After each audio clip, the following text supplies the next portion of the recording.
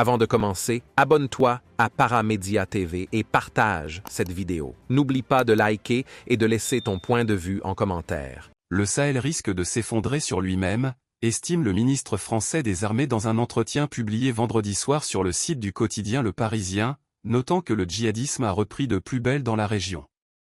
Sébastien Lecornu réfute l'idée que le départ des militaires français du Mali, du Burkina Faso et bientôt du Niger, soit un échec de la politique française au Sahel.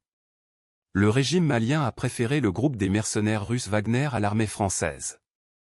On voit le résultat, la région de Bamako est depuis encerclée par les djihadistes a-t-il argué.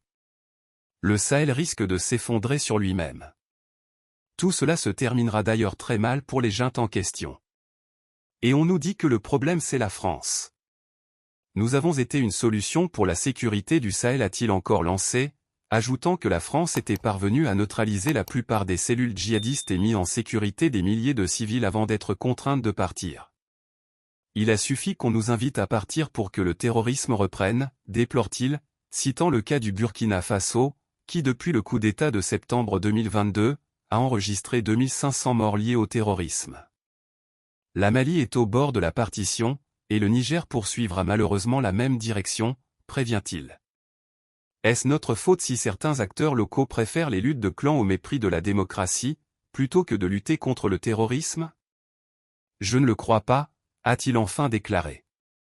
Dimanche dernier, le président Emmanuel Macron avait annoncé le retrait du Niger des 1500 soldats français d'ici la fin de l'année et le retour à Paris de l'ambassadeur à Niamey Sylvain Ité, deux exigences des militaires qui ont pris le pouvoir le 26 juillet 2023.